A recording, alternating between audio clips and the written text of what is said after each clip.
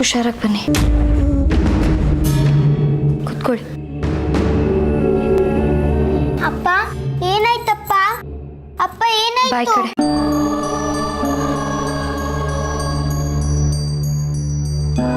ಅಪ್ಪ ಏನಾಯ್ತಪ್ಪ? ಅಪ್ಪ ಏನಾಯ್ತು ಹೇಳಪ್ಪ. ಅಪ್ಪ ಏನಾಯ್ತು? ಅಮ್ಮ ನೀನಾದ್ರೂ ಹೇಳಮ್ಮ ಅಪ್ಪಂಗೆ ಏನಾಯ್ತು ಅಂತ. ಎಲ್ಲ ನಿನ್ನಿಂದಾನೇ ಆಗಿದ್ದು. ಹೋಗೆ. ನಾನೇನಮ್ಮ ಮಾಡ್ದೆ? ನೀನ್ ಯಾವತ್ತಾದ್ರೂ ನನ್ನ ಮಾತು ಕೇಳಿದ್ಯಾ? ನೀನಾಗ್ಲಿ ನಿಮ್ಮ ಅಪ್ಪ ಆಗ್ಲಿ ನನ್ನ ಮಾತೆ ಕೇಳಲ್ಲ ಅಂತೀರಾ. ಆ ಹಿರಣ್ಮಯಿ ವಿರುದ್ಧ ಹೋಗೇನೋ ಸಾಧಿಸ್ತೀನಿ ಅಂತ ಅವಮಾನ ಮಾಡ್ಕೊಂಡು ಬರ್ತೀರಾ. ಈಗಾಗಿರೋ ಸ್ಥಿತಿನೂ ಅದೇ. ಇಡೀ ಊರಿಗೆ ಬೆಂಕಿ ಹಚ್ಚಿ ಹಿರಣ್ಮಯಿ ಬರ್ತಾಳೆ, ಆ ಕೊಳ್ಳಿ ದೇವದ ಕೈಯಲ್ಲಿ ಸಂಹಾರ ಮಾಡ್ಸೋಣ ಅಂತಿದ್ರು ನಿಮ್ಮಪ್ಪ. ಆದ್ರೆ ಈಗಾಗಿದ್ದೇನು? ದೇವ್ರ ಮುಂದೆ ನಮ್ಮಂತವ್ರದ್ದೇನು ನಡೆಯುತ್ತೆ? ದೇವ್ರ ಜೊತೆ ಯಾರಾದ್ರೂ ಆಟ ಆಡ್ತಾರಾ? ನೀನು ನಿಮ್ಮಪ್ಪ ಮಾಡಿದ್ದದೇ. ಪ್ರತಿ ಸತಿ ನೀವು ಮಾಡಿದ ಕೆಲಸ ನಿಮಗೆ ತಿರುಗ್ಬಾಣ ಆಗುತ್ತೆ. ಆದರೂ ನಿಮಗೆ ಬುದ್ಧಿ ಬರಲಿಲ್ಲ. ಈಗ ನೋಡು ನಿಮ್ಮ ಅಪ್ಪನ ಸ್ಥಿತಿ ಹೇಗಾಗಿದೆ ಅಂತ. ಮಾತು ಬರಲ್ಲ, ಕಿವಿನೂ ಕೇಳಿಸಲ್ಲ. ದೇವ್ರ ವಿರುದ್ಧ ಹೋದ್ರೆ ಹೀಗೆ ಆಗೋದು. ಅಮ್ಮ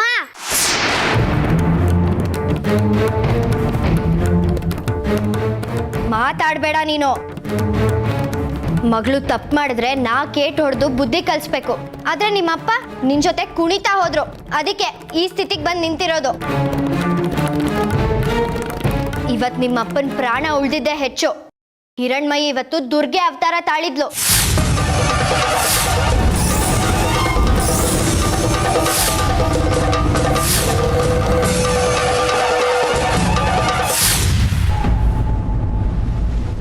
ದೇಶಕ್ರು ಇಲ್ಲ ಅಂದಿದ್ರೆ ನಿಮ್ಮಪ್ಪನ ಗತಿ ಅಷ್ಟೇ.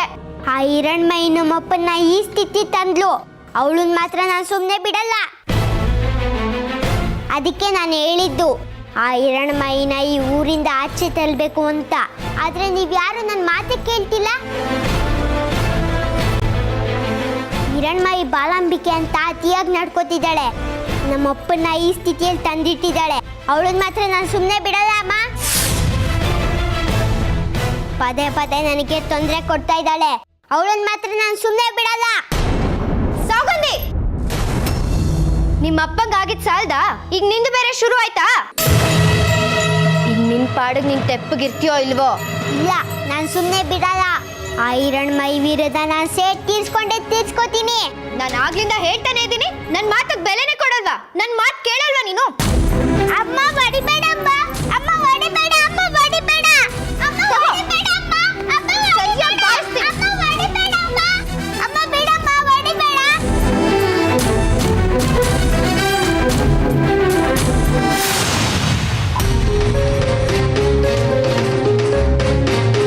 ಡಾಕ್ಟ್ರೆ, ಹಿರಣ್ಮಯಿ ಹೇಗಿದ್ದಾಳೆ? ಚಿಕಿತ್ಸೆ ನಡೀತಾ ಇದೆ. ನನ್ನ ತಾಯಿ, ನಾನು ಅವಳನ್ನು ನೋಡಲೇಬೇಕು. ದಯವಿಟ್ಟು ಅವಕಾಶ ಮಾಡಿಕೊಡಿ. ಇಲ್ಲ ಅಂತ ಮಾತ್ರ ಹೇಳಬೇಡಿ. ಸರಿ ಅಮ್ಮ, ನೀನೊಬ್ಬಳು ಒಳಗಡೆ ಹೋಗಿ ಮಗು ನೋಡ್ಬೋದು. ಹೋಯ್ತ್ರೆ, ನನ್ನ ಮಗಳ ದೇಹ ಸ್ಥಿತಿ ಹೇಗಿದೆ? ಉಳಿತಾಳೆ ಅಲ್ವಾ? ದಯವಿಟ್ಟು ಹೇಳಿ. ನೋಡಿ, ಈಗಲೇ ಏನು ಹೇಳೋಕ್ಕಾಗೋದಿಲ್ಲ. ಮಗು ಕಣ್ಣು ಬಿಟ್ಟ ಮೇಲೆ ಅವಳ ಕಂಡೀಷನ್ ನೋಡಿ ಹೇಳ್ಬೋದು. ಸ್ವಲ್ಪ ಹೊತ್ತು ಕಾಯಬೇಕು.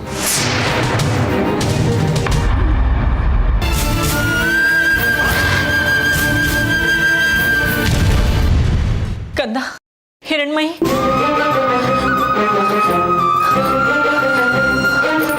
ಅಯ್ಯೋ ದೇವ್ರೆ, ಎಷ್ಟು ಸುಡ್ತಿದೆ ಮೈ ನಿಂದು.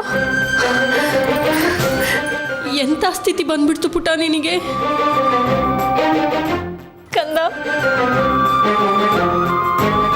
ಆಸ್ಪತ್ರೆಯಲ್ಲಿ ಇಷ್ಟು ತಣ್ಣಗಿದ್ರು ನೀನ್ ಇಷ್ಟು ಸುಡ್ತಿದ್ಯಾ ಅಂದ್ರೆ ನಿನ್ ಜೀವ ಎಲ್ಲ ಎಷ್ಟು ಸುಡ್ತಿರ್ಬೋದು ಕಂದ. ಇದಕ್ಕೆಲ್ಲ ನಾವೇ ಕಾರಣ. ನಿನ್ನನ್ನು ಅಲ್ಲಿ ಬಿಡಬಾರ್ದಿತ್ತು. ನಿಮ್ಮಪ್ಪ ಹೇಳ್ದಾಗೆ ನಿನ್ನನ್ನು ಮನೆಗೆ ಕರ್ಕೊಂಡು ಹೋಗ್ಬಿಡ್ಬೇಕಿತ್ತು. ದೇಶಕ್ರ ಮಾತು ಕೇಳಿ ಅಲ್ಲೇ ಬಿಟ್ವಿ. ಎಲ್ಲ ನಮ್ಮದೇ ತಪ್ಪು. ನಮ್ಮನ್ನು ಕ್ಷಮಿಸ್ಬಿಡು ಕಂದ, ನಮ್ಮನ್ನು ಕ್ಷಮಿಸ್ಬಿಡು.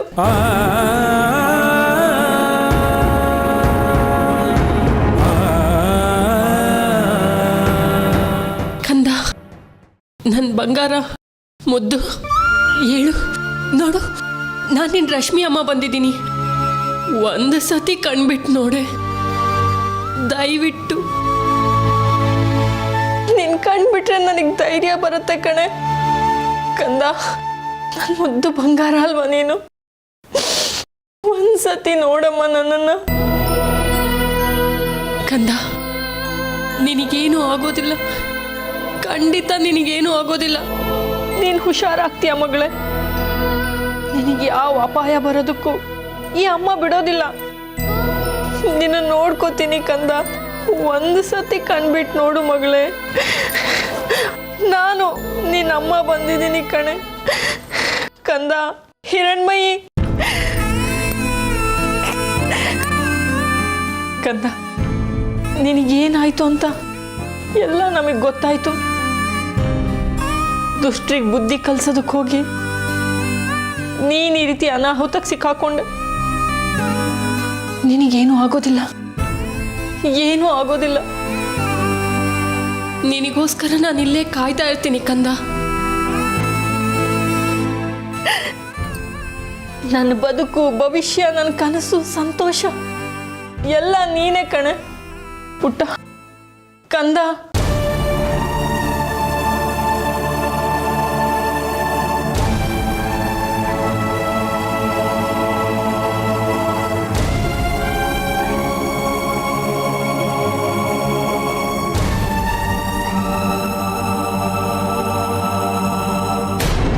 ಹಿರಣ್ಮಯಿ. ಅಯ್ಯೋ ದೇಶಿಕ್ರೆ, ಒಳಗಡೆ ಹಿರಣ್ಮೈಗೇನೋ ಆಗಿದೆ. ರಶ್ಮಿ ಕಿರ್ಚಿಕೊಂಡ್ಲು, ಒಳಗಡೆ ಹೋಗ್ಬೇಕು. ಅಯ್ಯೋ ಜಗದಾಂಬೆ, ಏನಾಗ್ತಿದೆ ಇಲ್ಲಿ? ಮಾತಾಡ್ತಾ ಕೂತ್ಕೊಳ್ಳೋದು ಬೇಡ, ಬನ್ನಿ ಹೋಗೋಣ. ಬನ್ನಿ. ನಿಂತ್ಕೊಳ್ಳಿ. ಎಲ್ಲಿಗೆ ಹೋಗ್ತಾ ಇದ್ದೀರಾ? ನಾವು ಒಳಗಡೆ ಹೋಗ್ಬೇಕಮ್ಮ, ಮಗು ನೋಡ್ಬೇಕು. ಇಲ್ಲ ಇಲ್ಲ, ಹಾಗೆಲ್ಲ ಬಿಡಕ್ಕಾಗಲ್ಲ. ಹೋಗಿ ಕೂತ್ಕೊಳ್ಳಿ ನೀವು. ನೋಡಮ್ಮ, ಮಗು ಒಳಗಡೆ ಇದೆ, ಅವಳ ತಾಯಿನೂ ಒಳಗಡೆನೇ ಇದ್ದಾರೆ. ಅವಳೇನೋ ಕಿರಿಸ್ದಾಗಾಯ್ತು, ಮಗುಗೇನೋ ತೊಂದರೆ ಆಗಿರ್ಬೇಕು ಅನ್ಸುತ್ತೆ. ಒಂದ್ಸರಿ ಹೋಗಿ ನೋಡ್ಕೊಂಡ್ ಬಂದ್ಬಿಡ್ತೀವಿ. ಇಲ್ಲ, ಹಾಗೆಲ್ಲ ಬಿಡಕ್ಕಾಗಲ್ಲ. ನೀವು ನೋಡಿ ಏನ್ ಮಾಡ್ತೀರಿ? ನಾನು ಮಗುವಿನ ತಂದೆ, ನನ್ನ ಹೆಂಡತಿ ಯಾಕೆ ಸುಮ್ಮನೆ ಕಿರ್ಚ್ಕೊಳ್ಳಲ್ಲ. ಏನೋ ಆಗಿದೆ ಒಳಗಡೆ, ನಾನು ಒಳಗಡೆ ಹೋಗ್ಬೇಕು, ಬಿಡಿ ನನ್ನ. ನಮ್ಗಿಂತ ಹೆಚ್ಚು ಗೊತ್ತಾಗುತ್ತಾ ನಿಮ್ಗೆ? ನಿಮ್ಮ ಹೆಂಡತಿ ಒಳಗಡೆ ಇದ್ದಾರೆ ಅಂದ್ರೆ ಆಚೆನೂ ಬರ್ತಾರೆ. ನೀವು ಹೋಗಿ ಕೂತ್ಕೊಳ್ಳಿ.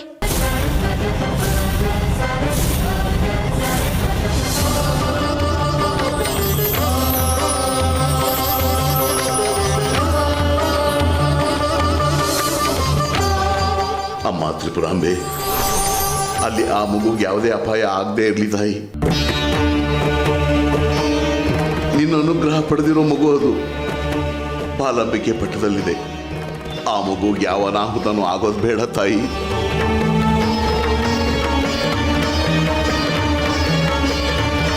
ಮಹಾತಾಯಿ, ಹಿರಣ್ಮಯಿ ಉಳಿಬೇಕು. ಅವಳ ದೇಹದಲ್ಲಿ ಶ್ರೀಚಕ್ರ ಇದೆ, ಅದು ನನಗೆ ದಕ್ಕಬೇಕು ಅಂದ್ರೆ ಅವಳು ಉಳಿಲೇಬೇಕು.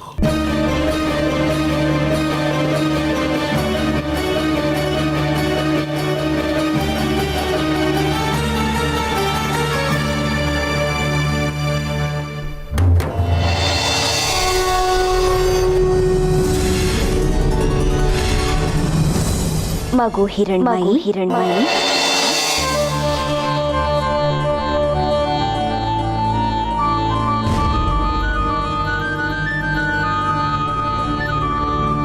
ರಶ್ಮಿ ಅಮ್ಮ,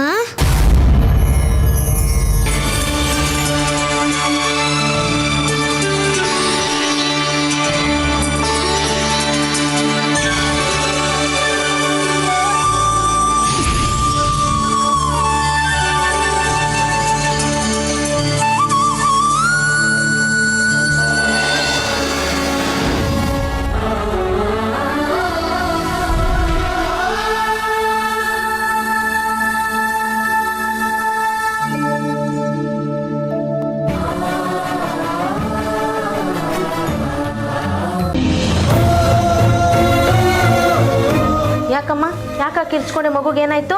ನನ್ನ ಮಗಳು ಕಣ್ಬಿಟ್ಟಿದ್ದಾಳೆ. ಹೌದಾ? ಬನ್ನಿ ಈ ಕಡೆ.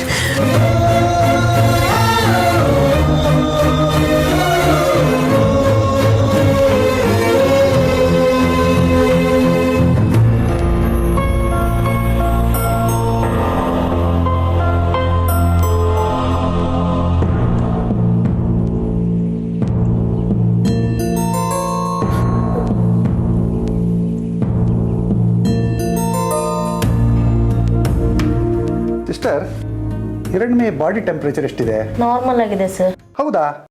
ಎಲ್ಲಿ? ನೀವೇ ಕೊಡಿ. ಇದು ಯಾಕೆ ಸಾಧ್ಯ?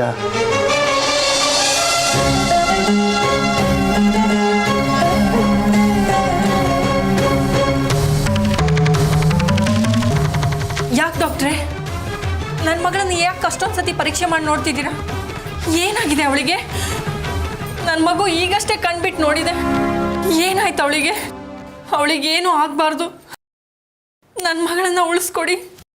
ನನಗಷ್ಟೇ ಸಾಕು, ನನಗಷ್ಟೇ ಭಾಗ್ಯ ಸಾಕು ಡಾಕ್ಟ್ರೆ. ನಿಮ್ಮ ಮಗಳಿಗೆ ಏನಾದ್ರು ಆಗಿದ್ರೆ ತಾನೇ ನಾವು ಉಪಚಾರ ಮಾಡೋದು. ಅಂದ್ರೆ ನಿಮ್ಮ ಮಗಳನ್ನ ನೀವೇ ನೋಡಿ. ಅವಳು ಮೊದಲ ಥರ ಕಾಣಿಸ್ತಾ ಇಲ್ವೇ ನಿಮಗೆ?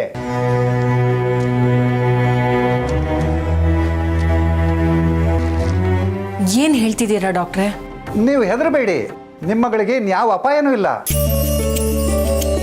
ಅವಳು ಹುಷಾರಾಗಿದ್ದಾಳೆ, ಯಾವ ತೊಂದರೆನೂ ಇಲ್ಲ. ಹೌದಾ? ಇಷ್ಟೊತ್ತು ಇವಳು ಉಳಿಯೋದೇ ಇಲ್ಲ ಅಂತ ನಾವು ಅಂದ್ಕೊಂಡಿದ್ವಿ. ನಮ್ಮ ಮೇಲೆ ನಮಗೆ ನಂಬಿಕೆ ಇಲ್ಲದೆ ಆಗೋಯ್ತು. ಎಲ್ಲ ಯಾಕೆ ಸಾಧ್ಯವಾಯಿತು ಏನೋ ಆ ದೇವ್ರ ದಯೆ. ನಿಮ್ಮ ಮಗಳನ್ನ ನೀವು ಎಷ್ಟೊತ್ತು ಬೇಕಾದ್ರೂ ನೋಡ್ಕೊಳ್ಳಿ.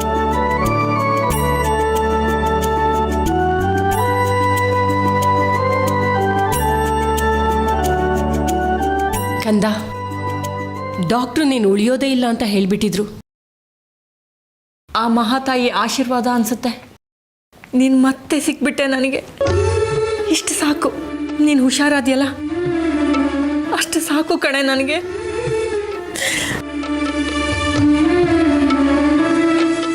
ರಶ್ಮಿ ಅಮ್ಮ, ಅಮ್ಮನವ್ರ ಆಶೀರ್ವಾದ ನನ್ನ ಮೇಲೆ ಇರೋವರೆಗೂ ನನಗೆ ಯಾವ ಅಪಾಯನೂ ಬರೋದಿಲ್ಲ.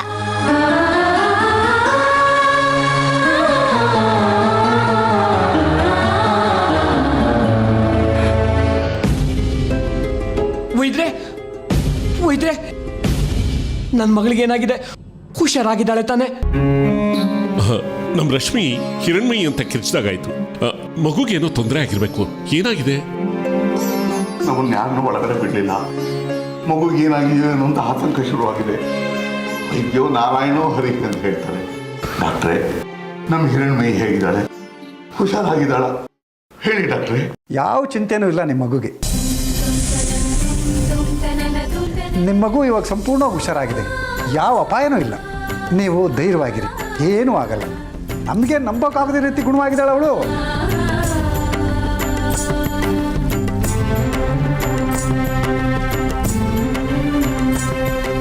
ಒಯ್ದ್ರೆ ನಾನು ನಿಮಗೆ ಎಷ್ಟು ಕೃತಜ್ಞತೆ ಹೇಳಿದ್ರು ಸಾಲದು.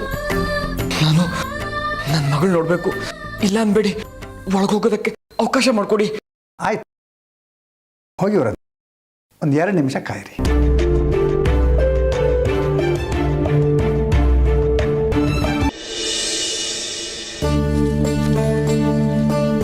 ಅಂದ ಹಿರಣ್ಮಯಿ, ಯಾಕಮ್ಮ ಪ್ರಜ್ಞೆ ತಪ್ಪಿದ್ಬಿಟ್ಟೆ? ಏನಾಯ್ತು?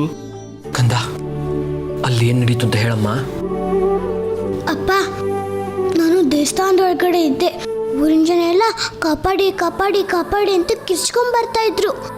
ಏನಾಯ್ತು ಅಂತ ಆಚೆ ಹೋಗಿ ನೋಡಿದ್ರೆ ಅಲ್ಲಿ ಒಂದು ಕೊಳ್ಳಿದೆವ್ವ ಇತ್ತು. ಆ ಕೊಳ್ಳಿದೆವ್ವ ಊರು, ಗದ್ದೆ, ಗುಡಿಸ್ಲು ಎಲ್ಲ ಸುಟ್ಟಾಕ್ತಾ ಬರ್ತಾ ಇತ್ತು. ಹಂಗ್ ಮಾಡ್ಬೇಡ ಅಂತ ನಾನು ಗಲಾಟೆ ಮಾಡಿದೆ. ಆಗ ಆ ಕೊಳ್ಳಿದೆವ್ವ ನನ್ನ ಮೇಲೆ ಬೆಂಕಿ ಉಗುಳ್ತು. ಅಷ್ಟು ನಂಗೆ ನೆನಪಿರೋದು. ಆಗ ಏನಾಯ್ತು ಅಂತ ನಂಗೆ ಗೊತ್ತಿಲ್ಲ.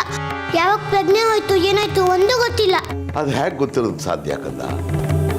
ಸಾಕ್ಷಾತ್ ದುರ್ಗಾದೇವಿನೇ ನಿನ್ನ ಮೈ ಮೇಲೆ ಬಂದಾಗ ಎಂಟದೇ ಇದ್ದವ್ರಿಗೂ ಅವಳನ್ನು ತಡೆಯೋದಕ್ಕೆ ಸಾಧ್ಯ ಇಲ್ಲ.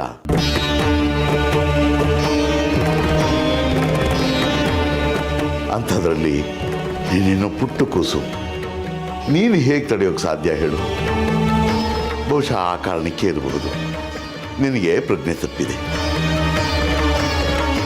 ಹೌದಾ? ಇಷ್ಟೆಲ್ಲ ಆಯ್ತಾ? ನನಗೊಂದು ಗೊತ್ತಿಲ್ಲ. ಕಂದ, ನಿನಗೆ ಪ್ರಜ್ಞೆನೇ ಇರಲಿಲ್ಲ.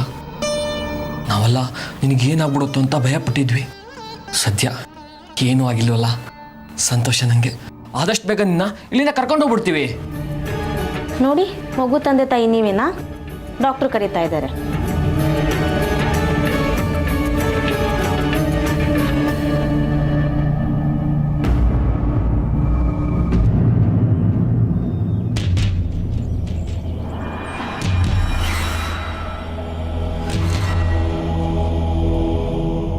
ಈಗ ಹೇಗಿದೆಯಾ ಕಂದ? ತಾತ ನನಗೇನು ತೊಂದರೆ ಆಗಿಲ್ಲ, ನೀವೇನು ಯೋಚನೆ ಮಾಡಬೇಡಿ. ಬಹಳ ಸಂತೋಷಮ್ಮ, ಬಹಳ ಸಂತೋಷ. ಒಂದು ಕ್ಷಣ ನನ್ನ ಹೃದಯನೇ ನಿಂತು ಹೋಗ್ಬಿಟ್ಟಿತ್ತು. ನಿನ್ನ ಹೇಗಾದ್ರೂ ಮಾಡಿ ಉಳಿಸ್ಕೊಳ್ಳೇಬೇಕು ಅಂತ ಹಠ ತೊಟ್ಟೆ. ಆ ಮಹಾತಾಯಿಗೆ ನನ್ನ ಮೊರೆ ಕೇಳಿಸಿದೆ. ನೀನು ಉಳಿದು ಬಿಟ್ಟೆ.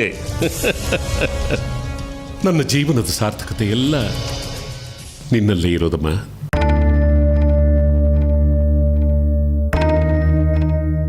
ಹಾಗಂದ್ರೆ ಏನು ತಾತ?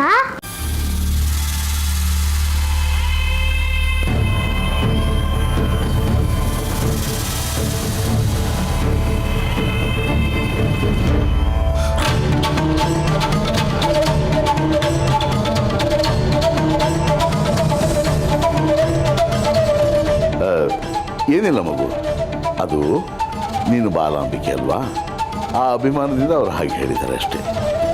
ನೀನು ಯಾರಿಗೆ ಬೇಡ ಹೇಳು, ಭಾಳ ಜನ ನಿನ್ನ ದರ್ಶನಕ್ಕೋಸ್ಕರ ಕಾಯ್ತಿದ್ದಾರಮ್ಮ. ಆದಷ್ಟು ಬೇಗ ನೀನು ಕರ್ಕೊಂಡು ಹೋಗ್ತೀವಿ.